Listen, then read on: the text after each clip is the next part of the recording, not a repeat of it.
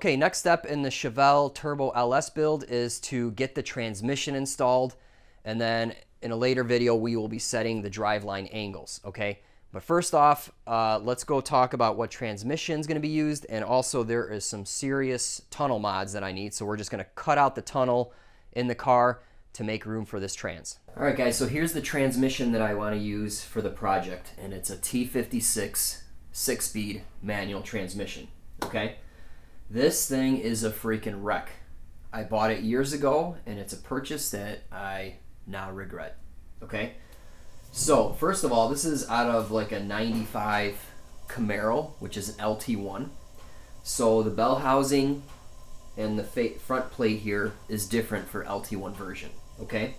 Not only that, but when this transmission came in with the front plate, it was damaged. So that front plate was no good, okay? Again, I regret this decision. So not only is the front plate different and the bell housing, but the input shaft is different, okay? So I bought this core transmission that is totally blown up for 700 bucks, okay? Then I had to buy this front plate, which was 300 bucks. And I still need the input shaft, which is 300 bucks. And then all the guts, and I think the main shaft or the counter shaft is just very worn. So a lot of money is needed to get this thing going. And not to mention it didn't come with the bell housing. I scored this bell housing for 100 bucks. Anyway, yeah, I don't know what I'm gonna do. It's almost like I'm better off just going to buy a brand new transmission, okay, by the time I'm done messing with this thing. However, the important thing is it is completely empty. So you can see there are no parts in here. It's just the shell, if you will. Basically, what this is going to allow me to do is just to install it with a couple bolts under the car, set my pinion angle on my drive shaft, build the cross member, any tweak, buy a new one or modify the one I have or whatever, and then obviously I got to modify the floor a little bit. So that's what I'm going to try to tackle, because basically when I set this guy, it's going to tilt the engine a little bit, and that all needs to be set before I start building the hot side and all that good stuff. So the goal is to get this guy in and obviously modify the floor a little bit. All right, here's the rest of the transmission. As you can see in pieces, that is the LT1 front plate, which is no good, and then a lot of this stuff is no good as well. So in the shaft I was talking about, right here is where the 5th, 6th gear goes, and you can see the splines are all jacked up. So this whole shaft needs to be replaced, which is expensive. So, man. And the rest of the parts are in this bin under this piece of plywood, so yeah. All right, so I had to chop off this H-pipe and where that exhaust hooked up to the headers, and right in this area here is where like the drive shaft goes. So that, I think that was a good chopping point. Obviously a really rough cut at this point. Okay, so here's the engine. The transmission's in and it's up against the floor, and you can see that this thing is sky high in the nose here. So obviously some floor modifications are going to be made to get the transmission higher and level it out, because it's way off right now. But just to give you an idea, here's how the bell housing clears nicely. It's just everything else. All right, so here we are under the car. You can see that's where I chopped the exhaust, and here's the transmission, the bare transmission in place. There's the reverse solenoid, I think, something like that. I don't know. Anyway, that's hitting, and it's up against the floor right now. So we're gonna have to take the carpet out, the seats, and start hacking up the floor to jack this guy way up. All right, so I pulled the seats out, some of the carpeting in the interior. All right, so here's what the interior looks like. Took out everything. This piece of the carpeting I just flipped up onto the rear seats. Hopefully we're not going to catch that on fire when we're cutting this out. So here's the tunnel. It's all exposed, and got to cut it out so the transmission will fit. Now this car's from Nevada, and the floors look great. All this sound deadening stuff is stock. It's all in place here, so that's pretty cool. It's nice to see that this car is solid. So right now the transmission's just hanging really low.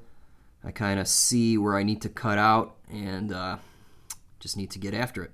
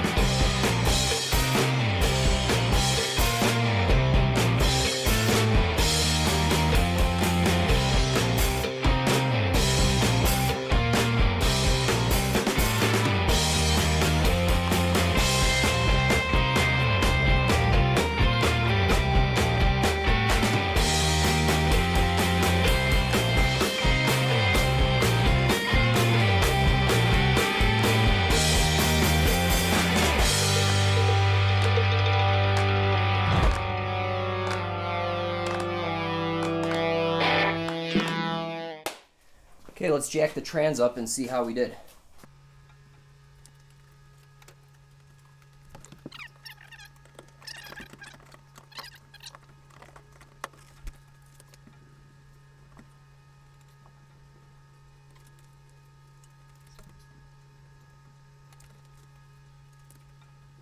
Alright, so I have a little more interference, and you can see I have the Sharpie line drawn. I'm going to take a little more out of the tunnel to give more clearance.